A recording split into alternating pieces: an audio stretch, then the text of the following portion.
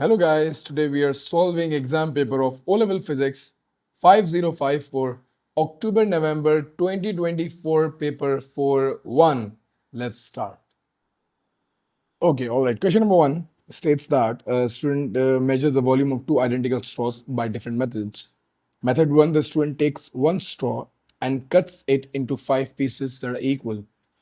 Lines up the piece of straws as shown in figure 1.1. Ensures that the pieces of straws are touching. So he ensures that the pieces of straws are basically touching. And figure 1.1 is drawn actual size. Recorded measures length x and d to the nearest 0.1 meters. So you're just required to measure the length. Scale को straight रखेंगे ठीक है. And then measure the length for x. I'm getting 4.3 if you can look at that as well. So 4.3 x की length आ रही है मेरे पास.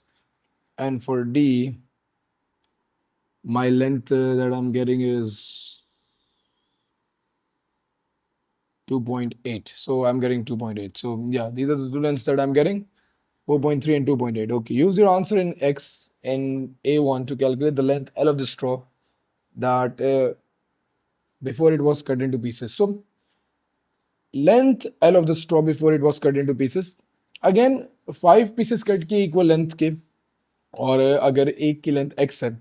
So if there are 5 pieces and हर एक की length 4.3 है, so the total length would be 5 times 5 into 4.3, that is going to be 21.5. So 21.5 हमारे पास centimetre जो है उसकी total length आ रही है. अच्छा, use your answers for D in A1 to calculate the diameter of one straw, giving your answer to the nearest 0.01 centimeter. All right.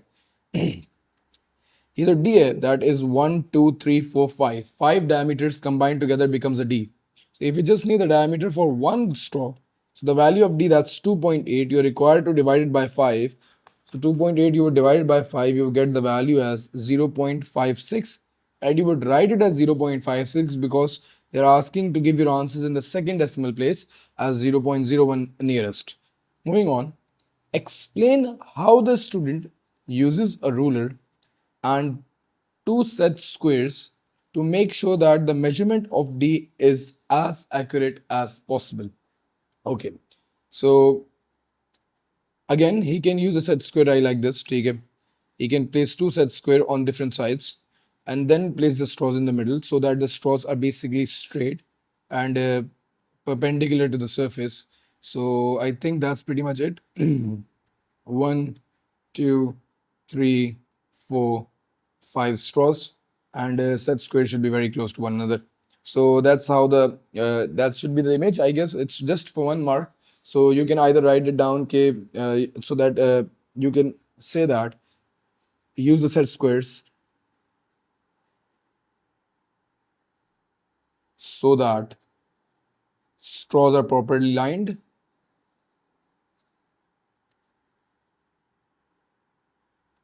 So either you can say that the straws are properly lined, or secondly you can say that they're perpendicular to the surface. So perpendicular to the surface, not tilted. Anything along those lines would give you the full marks. Okay. The volume V1 of the straw is given by the equation. So volume V1 of the straw is given by this equation. Use your answer from A2 and A3 to calculate V1. So you're required to calculate V1 and you are just using your answers from A2 and A3. So you have the values of L, that's 21.5. So L is given as 21.5 and the second value of D is given as 0.56. So D is also given as 0.56. What basically required is, so just plug in the values. So 3.14 times it by D is 0.56. Have to square that, and L is 21.5. Again divided by 4. So just multiply and divide all the values. So 3.14, I'm going to times it by 0.56 squared and then times it by 21.5 and then divide the answer by 4. The value that I'm getting is 0.5.29. So if you're just gonna answer it into two significant figures, so 5.29 would become 5.3. So that's gonna be the volume V1 as your answer for 5. It was pretty easy. You just have to have the answers right in the first questions so that you can get this one right as well. Okay, moving on. The method 2. The student takes the second straw, immerses the straw fully in the container of the water as shown in figure 1.2, moves the straw backward and forward in the water several times so that the water enters the straw, puts a finger firmly over one end of the straw and removes the straw from the water, puts the straw above the open end of 50 centimeter cube measuring cylinder and then removes the finger so that the water is transferred into the measuring cylinder. If just picking the straw, filling it up, putting it in the cylinder, nothing more than that. The student repeats the process 4 times for a total of 5 transfers. Okay, so 1, 2, 3, and 4, and transfer the water 5 times. Okay, so once you have done it, and then 4 times you have repeated that to make the procedure to be done as 5 times. Okay, figure 1.3 shows the total volume of the water. That total volume, all those 5 attempts, one by one, filling each straw, putting it in the cylinder, is given as 21, 2, 3, 4. So 24 centimeter cube. The total volume over here is given as 24 centimeter cube. So the total volume you can write as 24 centimeter cube. All right. Calculate the average volume of water in one straw.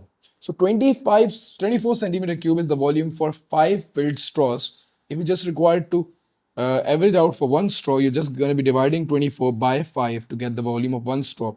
So 24 divided by 5, you get the value as 4.8. So 4.8 centimeter cube is roughly around volume of one straw. State 2 reasons why V1 and V2 are different. So V1 and V2 are different. So V2 is the volume over here for one straw, whereas V1 was 5.3. V2 is lesser. There can be many reasons for that. Number one, you can say it's a straw, so maybe straw is crushed or something. It's like straw is crushed or smashed. You can say that because you're putting your fingers, maybe you have smashed it out a little bit. Volume is not precisely okay. And then you can also state that not all the water will be transferred. Not all water will be transferred, as some water will be left on the straw.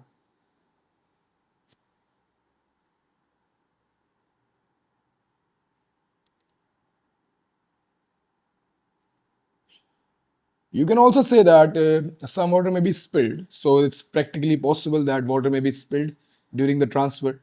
Anything along those lines would give you complete marks. That's for question number 1. Let's move on to question number 2. Okay, as far as question number 2 is now concerned, so let's start off with a student investigates series and parallel combinations of the resistors. The student is provided with 2 resistors X and Y connected in the circuit as shown in figure 2.1. The resistors are not identical. The electromotive force of the power supply is 3 volts. The student closes the switch. Figure 2.1 shows the reading Vx of the voltmeter and Is on the ammeter. Record the reading. So as far as the voltage is concerned, it's going to be 0.2, 4, 6, and 7. So 0.7 is going to be the voltage, and current is concerned, so 0.12, 3, 4, 5, so 0.125. 0.25 is going to be the current in amperes.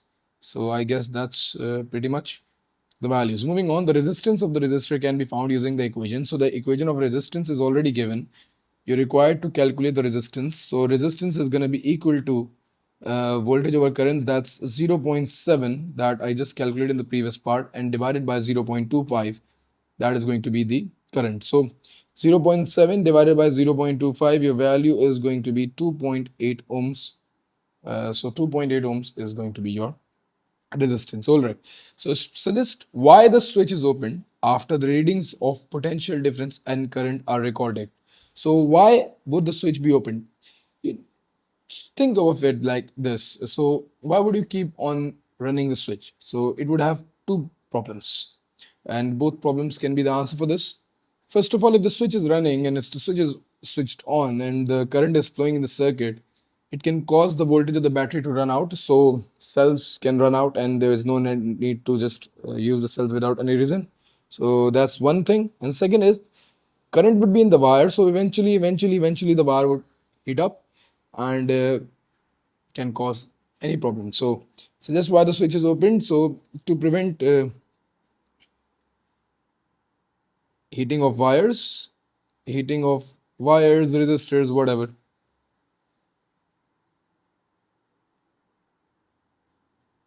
And to allow cells to not run out. So without any reason, cell would wanna run out. That's not what we want. Moving on. The student disconnects the voltmeter and reconnects it across resistor Y. So it disconnects the what? Disconnects the voltmeter and reconnects it across resistor Y. Okay, यहाँ से हटाया, it put it over here. So disconnects it from here and then connect it back on resistor Y. The potential difference Vy across Y is given by this equation. All right. Use the equation to and your value of Vx to calculate Vy. So, okay. So Vy would be 3. Take away the value of Vx that you got as 0.7. So it's going to be 2.3. So Vy is going to be 2.3. In series circuit, the current remains constant. If you need the resistance is going to be equal to 2.3, that's the voltage in Y, divided by the value that is going to be the value of current, which is 0.25, which is going to be as it is. So 0.25. So 2.3 divided by 0.25, you would get the value of resistance. So 2.3 divided by 0.25, the value is 9.2 ohms. So that's going to be your answer. Somewhere along those lines, you have got the resistance and the voltage for both of the resistors. Moving on. The students now connect X and Y in parallel. Complete the circuit diagram in figure 2.3 to show the two resistors connected in parallel between point W and Z. Draw the voltmeter connected to measure the potential difference across both resistors. Okay. So first of all, you're going to be connecting both of the resistors in parallel. So I think this would be much better to just connect them like this.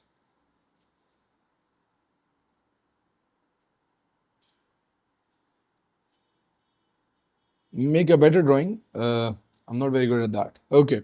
And draw a voltmeter connected to measure the potential difference across both of the resistors. So voltmeter is going to be connected in parallel. So you can just connect voltmeter over here. It's not required to connect it. You can connect it in the center as well. You can connect it even with the one resistor as well, because it's a voltmeter and its voltage in parallel remains the same. So you would get the same value wherever you connect the voltmeter. Doesn't really matter.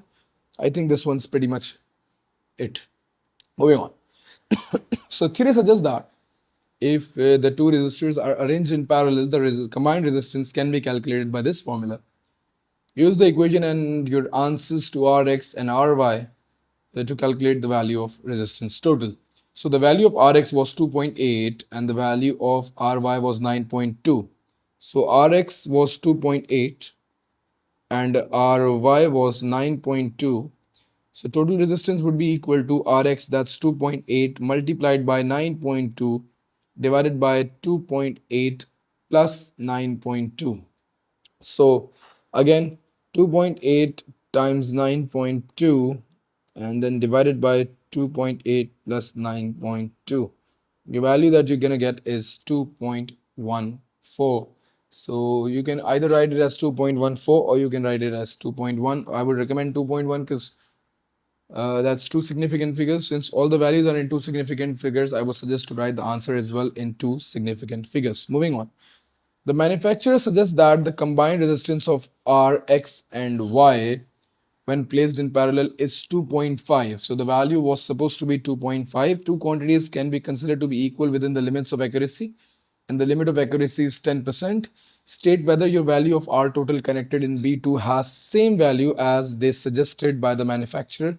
Support your statement with a conclusion. So if you think about it, if the value of resistance is 2.5 in actual and the 10% rule is there, so 10% of 2.5 is 0.25. The minimum value that is can be 2.25 and the maximum value is can be 2.75. So 0.25 plus and minus Yeah, okay. Again, I think I just used 2.5. Yeah, 0.25. Yeah, that's pretty much it. So these values can be the range. So 10% less or 10% more. But if you look at our answers, it's like less than that. It's 2.1. So my value is not enough close. So you look at the calculation. So 10% of 2.25, sorry, would be 2.5 times 0.1. That would be equal to 0.25. So the minimum value can be 2.25. That's not it. So my statement is no. It's not close enough to actually be supporting the answer. It is not close enough. Hence, it's not right. So I guess that's pretty much it. Your calculation is actually giving you answers, and your calculation is justifying your values and your the answers that you used. Moving on to the next part, that's question number 3. So as far as question number 3 is concerned, a student does an experiment to find the mass of the meter rule. So the student does an experiment to find the mass of the meter rule. A second mass is placed on the meter rule at the 5 centimeter mark as shown in figure 3.1. So, okay, the student places the pivot below the 25 centimeter mark on the meter rule, places a mass of mass m equals 20 grams on the meter rule, adjusts the position of the 20 grams meter rule until the rule is as close to the balance as possible. The position of the 20 grams mass when the rule is as close to the balance as possible is shown in figure 3.2. All right. Using figure 3.2, determine the distance d of the center of the 20 grams mass from the pivot when the meter rule is as close to the balance as possible. Use figure 3.2, determine the distance d of the center of the 20 gram mass from the pivot. So, okay, pivot is around here at the 25 centimeter mark, and my value of mass, the center of mass, is not this, but yeah, let's call this out. Okay, so the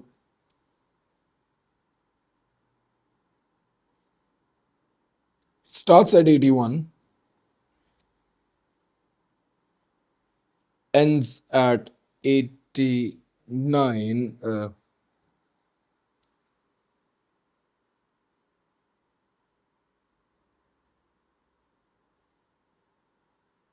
Yeah, starts at 81,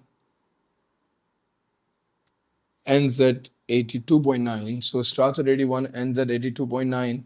So I'll just average it out first. So 81 plus 81.1, sorry, 81.1 plus 82.9 and divided by 2. 81.1 plus 82.9.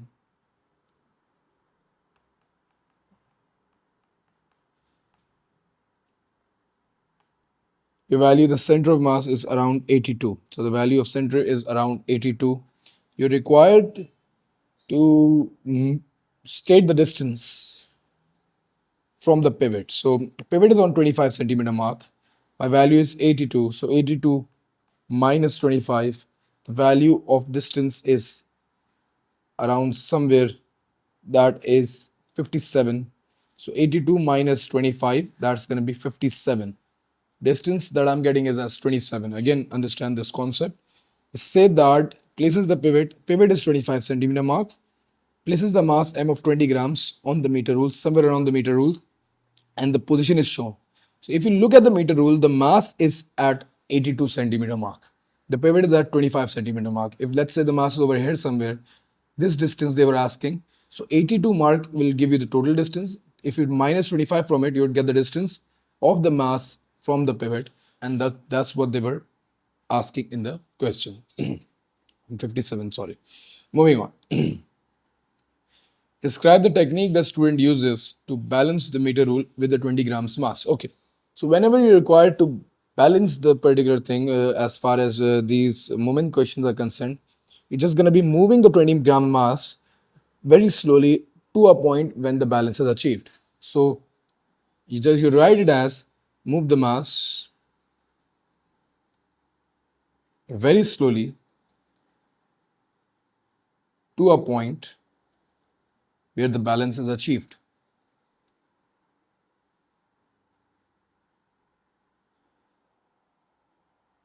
That's pretty much it. Moving on.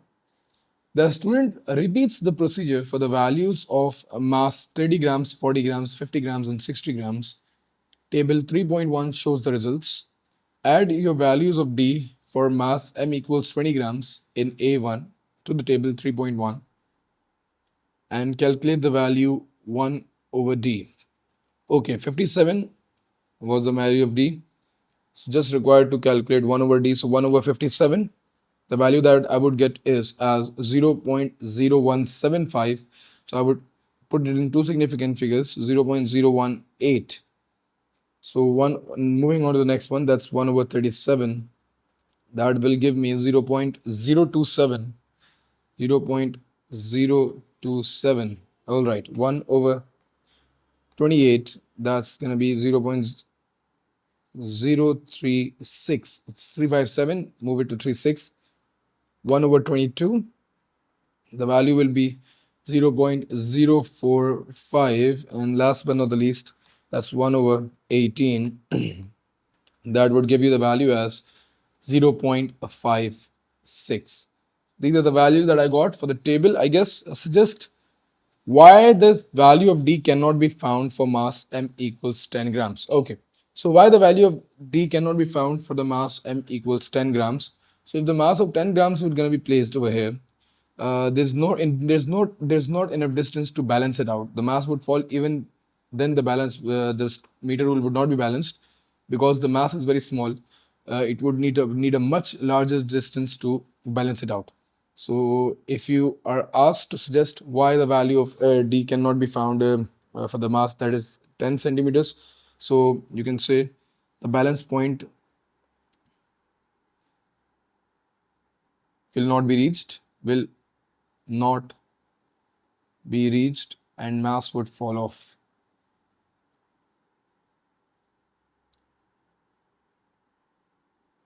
In easy words, you can say ruler is not long enough. Whatever suits you.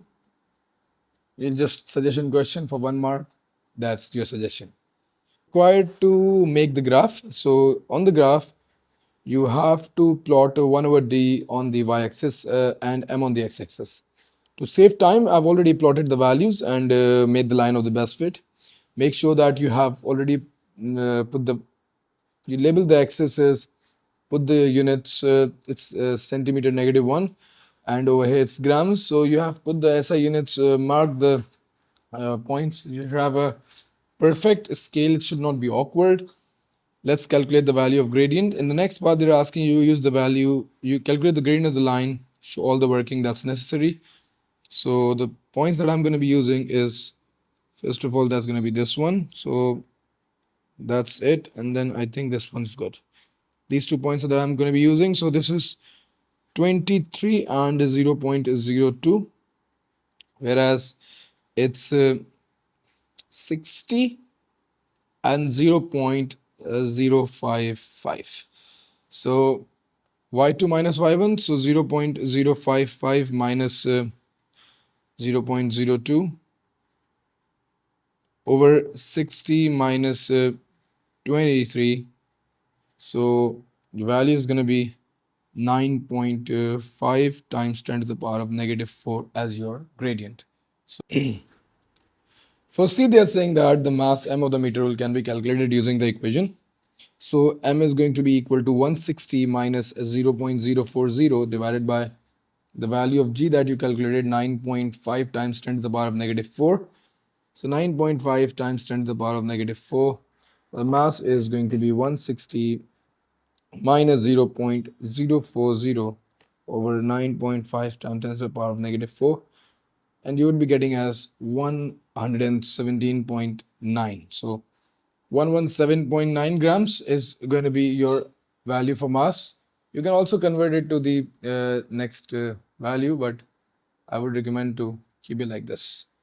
The value of G you already have. Okay, let's move on to the D part, the final one. So the student uses the piece of modeling clay he places it on the meter rule as shown in figure 3.4. He finds that the meter rule is balanced when the modeling clay is a distance of 40 centimeter from the pivot. Using your graph in figure 3.3 on page 13, find the mass of the modeling piece of modeling clay show you're working. Okay, the distance is going to be 40 centimeters. The modeling clay distance is 40 centimeters. You're required to find the mass. The graph is plotted for 1 over d. So 1 divided by 40. 1 over 40, the value of 1 over d would be 0.025. From that value, I can get the mass. 0.025 would be around here somewhere. And the value of mass that I'm getting is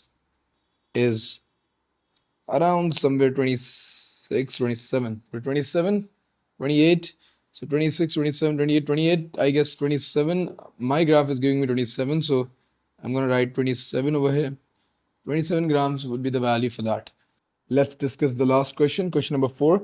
For this exam paper, a student uses ice cubes to investigate the time taken for different masses of ice to melt when the ice cubes are placed in water. Plan an experiment using ice cubes to investigate how the mass of ice affects the time taken for the ice to melt. You have the following apparatus. You have a top pan balance, supply of ice cubes, volume, beaker, supply of cold water, stopwatch, and all right. You may use any other apparatus that are in the laboratory. Explain briefly how would you carry the experiment, key variables, draw a table with column headings to show you're not required to enter any reading, and then eventually you would have to reach a conclusion. Okay. You do not have to include a diagram of the apparatus you use, but you may do so if it helps your plan. Okay. I the question does not say to draw the diagram, but again, there's a beaker, and on in that beaker, I'm just placing some ice cubes, and there's water in it. So what you are required to do in this experiment, there are going to be 4 to 5 things that you need to remember. First of all, if I'm going to be planning experiment, I would do is measure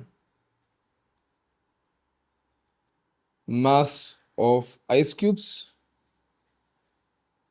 and add the water and add 3 ice cubes to a fixed volume of water.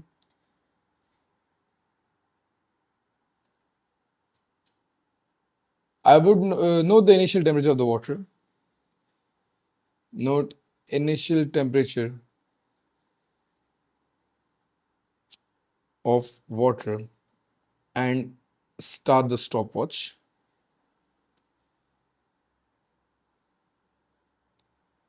Until all acids melt and stop the stopwatch. So I would place 3 ice cubes in the water, fixed volume, let's say 200 centimeter cube. As soon as the ice melts, I would stop the stopwatch. Note the time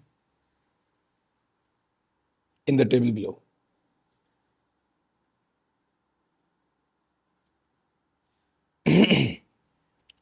Use this method and each time increase the number of ice cube by 1. So 4 ice cubes, 5 ice cubes, 6 ice cubes, and 7 ice cubes. Okay. Note time for each experiment. All right. So you have the time. Okay. Few things that you have to keep constant. That's how you're going to be planning the experiment. Set the key variables to keep constant. So make sure to keep initial volume of the water constant. So initial volume of water should be constant. Again, Second is make sure that the initial temperature of the water is constant. So you are required to make sure to keep the initial volume and initial temperature constant.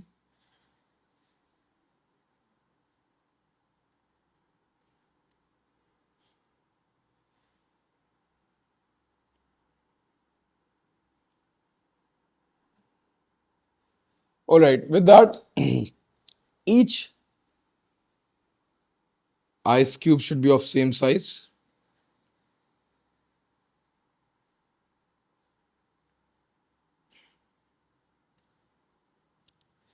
So these are the two, three things that you can keep constant. You can keep the temperature of the room constant. So room surrounding temperature should be kept constant.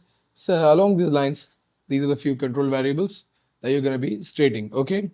On that note, draw the table. Okay. So again, you're required to draw the table. I would recommend to draw a table with number of ice cubes and time to melt in seconds. That's pretty much it. You can add a couple of more headings, but I don't think they're necessary. These two readings are more than enough for this particular question. It's very easy. This one's very easy as far as question number 4 are concerned. This question was technically the easiest one of them all. All right, then you have the table heading, you have the experiment, and you have the things that you're supposed to keep constant. You can just give a conclusion to that, compare the readings,